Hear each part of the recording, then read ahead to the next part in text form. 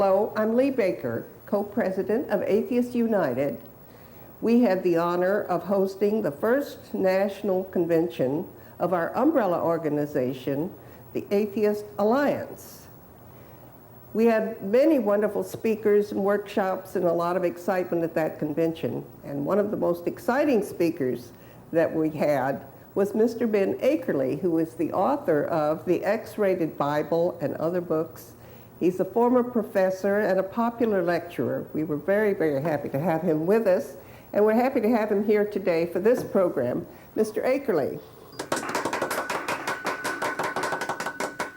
Your topic was very intriguing, and I want you to explain what you were talking about. Warning, religion may be hazardous to your sex life. Will you explain that, Mr. Akerly? Hello. About 30 years ago, the Surgeon General of the United States felt constrained to put a warning on cigarettes that cigarettes were hazardous to your health. I wish the Surgeon General had the same audacity to put a sign in front of every temple and every Christian church warning, religion may be hazardous to your sex life. And I'd like to look briefly today at some of the points to prove this. Instead of the government warning people that religion may affect them and their psychological well-being, the government, in fact, has aided and abetted the Judeo-Christian anti-sexual ethic. And here are some examples. Number one, 23 states in our country still have anti-sodomy laws on the books. And although sodomy originally was defined only as homosexual anal intercourse, today it is so broadly defined that in some states, legally married spouses could be arrested for engaging in non-procreative sex, incredible as that may seem. Number two, we have an unrealistically high age of consent in all 50 states. Even liberal California has an age of consent of 18. And Kinsey and other sex researchers have always felt that a more reasonable age would be 16, since at age 16, boys and girls can emancipate themselves and quit school and take up full-time employment. Number three, contraception has been vehemently opposed, and Margaret Sanger, the founder of Planned Parenthood, was jailed a total of 9 times. And amazingly, Bill Baird, who is a leading proponent today of birth control and abortion, has also been jailed 9 times, although it's near the end of the century. And we need more organizations like Zero Population Growth with their wonderful slogan, no deposit, no return. Number four, abortion funding is still restricted as a concession to the religious right. And we all know about the unconscionable foot dragging by the FDA on approving RU 486. As American citizens, we should be outraged that in a Catholic country like France, women have ready access to RU 486, but in this supposed secular democracy, it is still unavailable.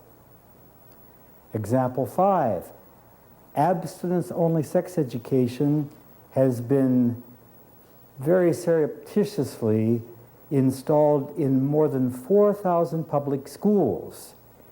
And as a result, our fair country has the dubious distinction of having the highest teenage out-of-wedlock pregnancy rate of any industrialized nation, largely because abstinence-only sex education fails abysmally because it does not take into account the very real fact that teenagers are sexually active and need to be informed as to how to prevent unwanted pregnancy. Example 6. Sex research gets very little or no funding because of fear of reprisal from the religious right. And of course, the religious right has every reason not to want sex research to be conducted, because sex research is one of the most powerful ways to refute the teachings that everybody should copulate in the missionary position, and that only procreational sex is licit. And when Masters and Johnson discovered in their St. Louis laboratory that the most intense orgasm they ever recorded in a female was masturbation, that of course blows to smithereens the idea that an almighty power instituted sex in the Garden of Eden strictly for procreation. Example 7. Gays in the military are still oppressed, persecuted, and prosecuted with dishonorable discharges. I recently finished reading this book, Conduct Unbecoming: Gays and Lesbians in the U.S. Military, 700 pages long, with very convincing documentation and research. And I must tell you, I'm ashamed to be an American citizen after reading some of the facts uncovered in this book. A young man being told, for example, that if he didn't cooperate with military authorities and tell them every gay name he knew on his military base, that he would be considered obstructing justice, and his parents' $120,000 home would be taken away from them in order to pay the fine for obstructing justice. The case of a young woman who was told that if she didn't cooperate and name every lesbian enlisted person and officer that she could possibly name, her daughter would be taken away from her, and the military would see that she would lose the parental visiting rights or any kind of rights as the legal mother and biological mother of the girl.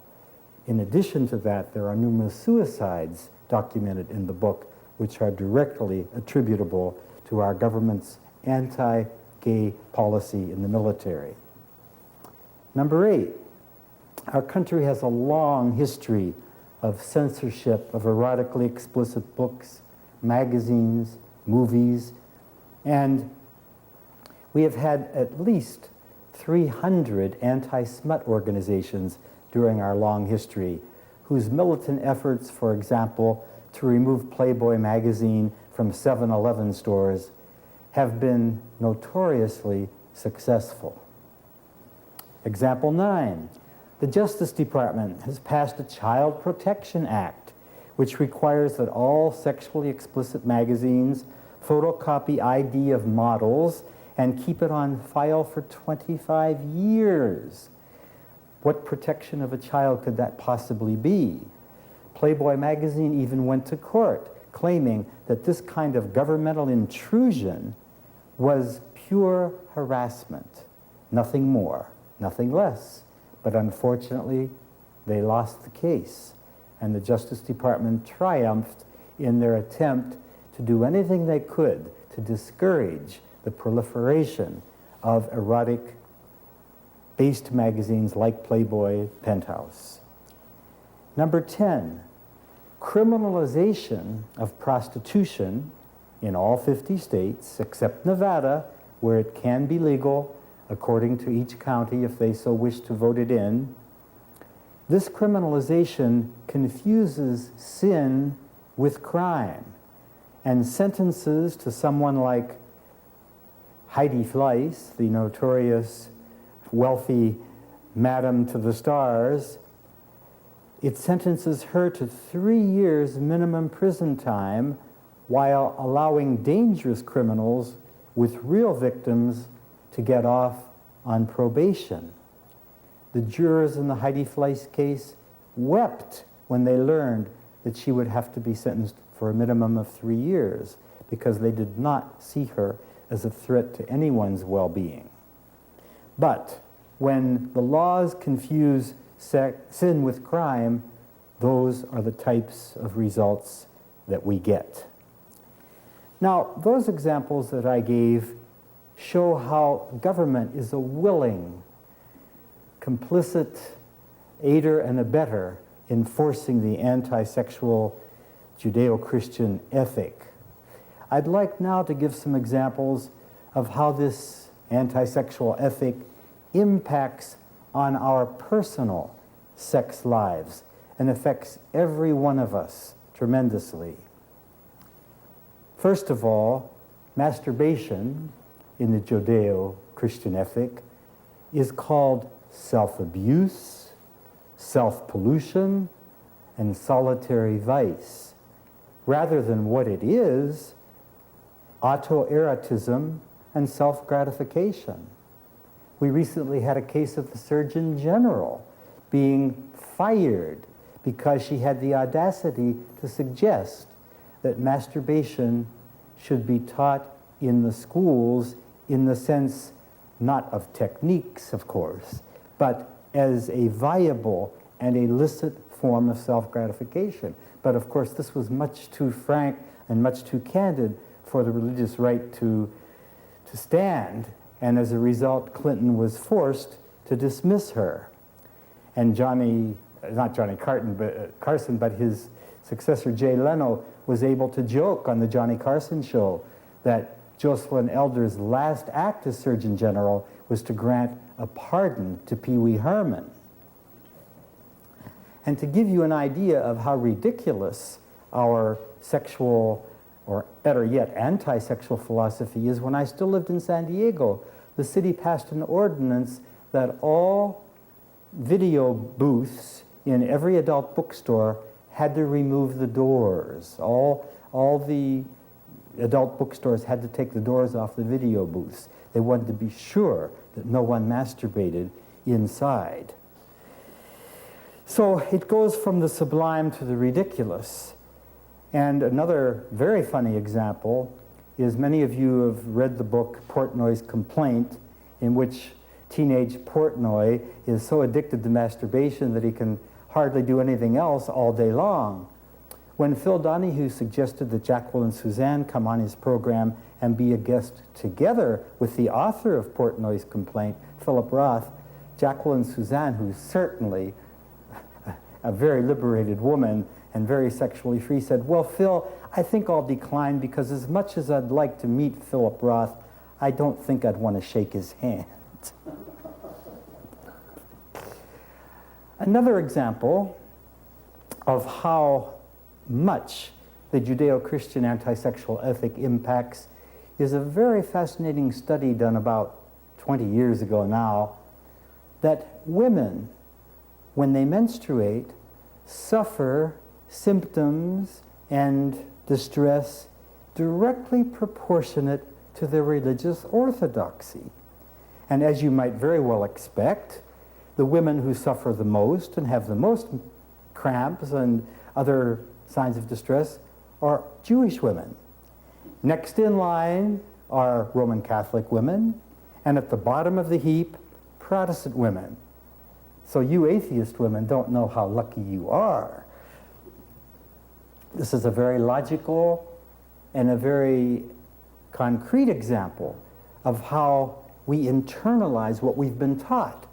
And when I recently gave a lecture on my X-rated Bible, a woman challenged me in the audience, and she said, "When was that study done?" I said, "Back in the 70s, to be exact, 1973. She said, "Don't you think there's been a change in the last 20 years? I said, "Well, if you can tell me that Orthodox Jewish women today still don't go through the mikvah and the purification bath, and still don't avoid sexual intercourse for 7 days after their period ends, then I would agree with you. But I know better, that Jewish women still consider themselves unclean, impure, and contaminated every time they have their monthly period."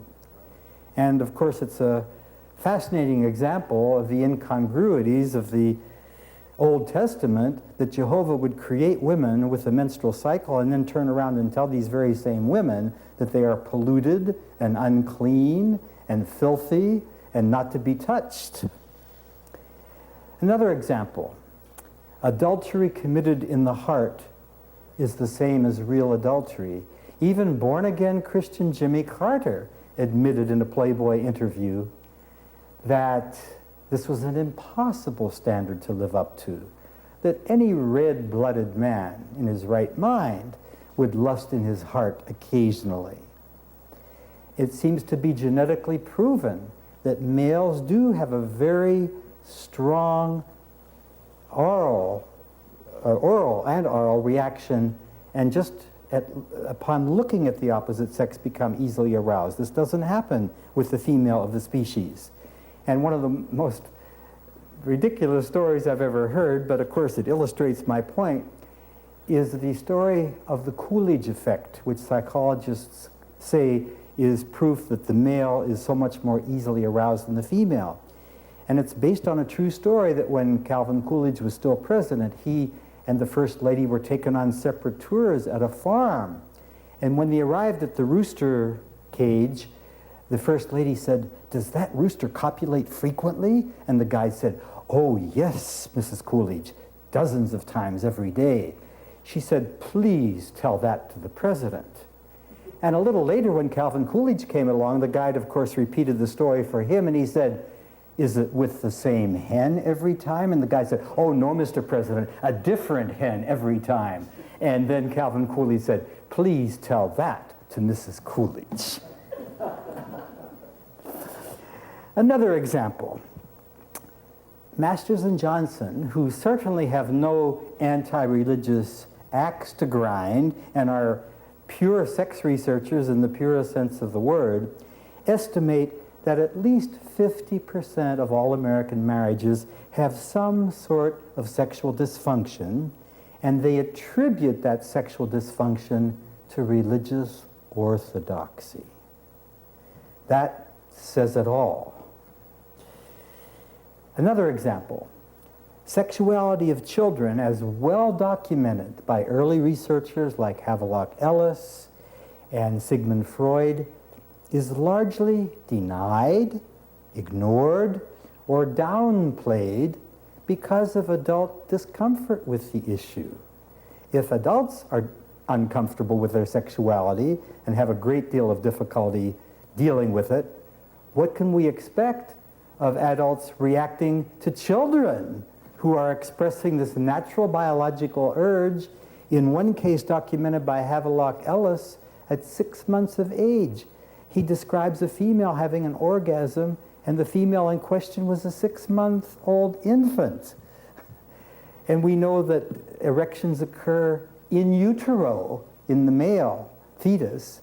So sex is present even before birth, not just after birth.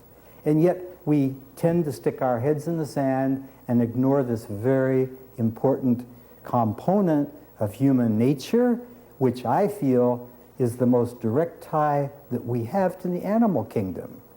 If you watch a chimpanzee or a monkey masturbating in a zoo, he doesn't look all that different from his human counterparts. Or 2 monkeys copulating in a cage or 2 dogs going at it on the street don't look all that different from their human counterparts either. Sex is part of human nature because it's part of our animal nature. And the more we try to suppress it or deny it or ignore it, the more present it will be in our thoughts, in our obsessions, in our every waking moment. Another example, homosexuality has been classified as sexual preference and willfully chosen perverted lifestyle rather than mere sexual orientation caused by genetic predisposition like left-handedness. And it's to the great credit of the Quakers that they consider homosexuality to be no different from left-handedness, and that the percentage throughout history of people who are left-handed, roughly 10%, happens to coincide very neatly with the percentage, roughly 10%, of humans who are bisexual or homosexual in their orientation. So it's a very interesting parallel. But again, this flies in the face of the teaching of the religious right. The more research reveals that homosexuality is genetic, the less the Bible thumpers can get up and say that our capital in California is Sacramento, not Sodom and Gomorrah, because that's exactly what a legislator from Pasadena said when California finally decided that they were going to consider abolishing the sodomy law that was on the books in California in 1973. The law finally passed in 75. But this legislator stood up and said, "Our capital is Sacramento, not Sodom and Gomorrah." Somehow the law passed, and today's equivalents of Sodom and Gomorrah, namely Los Angeles and San Francisco, seem to be thriving quite well without any divine interference. Another example. Since woman was made for man, both sexism and machismo result from the belief in the natural superiority of man instead of anthropologist Ashley Montagu's insistence on the natural superiority of woman. In fact, Ashley Montagu actually wrote a book entitled The Natural Superiority of Women. In the March 1995 issue of Penthouse magazine, there's a very interesting article, Why Bible Beaters Become Wife Beaters. And the author of the article, who was a woman, by the way, points out that in the fundamentalist world, it is notoriously true that many men abuse their wives unashamedly because they feel they have the biblical injunction that woman was made for man and that they can do anything they want with their wife with impunity. And that many of these women have internalized this belief to the degree that they don't complain, they don't whimper, they don't leave, they just stay and suffer. And I think one of the most interesting sidelights of the most publicized criminal trial in American history, the O.J. Simpson trial, was here we have an accused murderer of his own wife calling every day from the jail on the telephone, collect to his current girlfriend and quoting the Bible to her over the telephone. With regard to machismo, I know of a case of a Mexican father taking his 13-year-old son the day he turned 13 to Tijuana and forcing him to copulate with a prostitute, saying, as soon as he came out of the brothel, "Now I know you won't turn into a faggot." In this father's eyes, the way to assure his son's normal sexual development was at age 13, part of his rites of passage and coming of age, to make him have sex with a prostitute to assure the father that he wouldn't have to worry about any deviant sex in his family. Number 9, frequency of marital intercourse limited to twice weekly at the suggestion of Martin Luther, of all people. So when you hear the old bromide that twice a week is probably normal, it goes back to Martin Luther, who said roughly in English, "A week too is the woman's due, harms neither me nor you, make in a year twice 52. So it was Luther who gave us the prescription that twice a week is okay if you're married. And lastly, routine infant circumcision performed as a medical procedure only in the United States because we had this obsession that it would prevent masturbation, and most of the doctors in our early history were Jewish, and they extrapolated from their Jewish tradition that circumcision, rather than being genital mutilation, was a beneficial thing. This gives you just a little idea of how much impact the anti-sexual ethic has had on all of us. And when I mentioned the Surgeon General, we actually had one in the middle of the last century, Dr. William Hammond, who said, women should not feel the slightest pleasure during sexual intercourse. That is a very brief and cursory summary of some of the effects of our traditional Judeo-Christian anti-sexual ethic. Oh, thank you so much. Thank you so much. You know, this really fit in with the great debate. Do you remember? Yes. The great debate at the convention was what would be the proper role for atheists in the society, expose religious fallacies, or build a secular society. And we had all of the arguments on both sides. And you've certainly come through with some fabulous arguments for exposing religious fallacies, because that's something we should do, Sure. as well as build a secular society. And it's based on very hard scientific research. It's not just hearsay I know, or right, imaginary thinking. Right, right. It's been wonderful having you at the convention and having you with us today.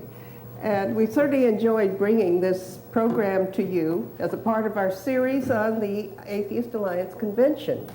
We're on the air every Sunday morning on this station and other stations. We hope you'll be with us for the rest of the series. And in fact, we're on with Atheist United programming all year round. If you'd like to meet us in person, we invite you to come to one of our open meetings. We meet the fourth Sunday each month at Burton Chase Park in Marina del Rey. Write to us. Our address will be printed on the screen shortly, and we'll be happy to send you a complimentary newsletter with directions and all the pertinent information. It's been a pleasure being with you. If you'd like further information about Atheist United and a complimentary newsletter, write to us at Atheist United, Post Office Box 8464, Universal City, California, zip 91618-8464. Our monthly meetings at Marina del Rey always feature a stimulating guest speaker, which is then followed by an open mic period. And afterwards, we go out to an informal dinner at a nearby restaurant. We also have lots of neighborhood events throughout Southern California. For a complete schedule of our activities, you can always call us at area code 818-785-1473. Realization of this project was made possible by a generous grant from the James Hervey Johnson Charitable Educational Trust.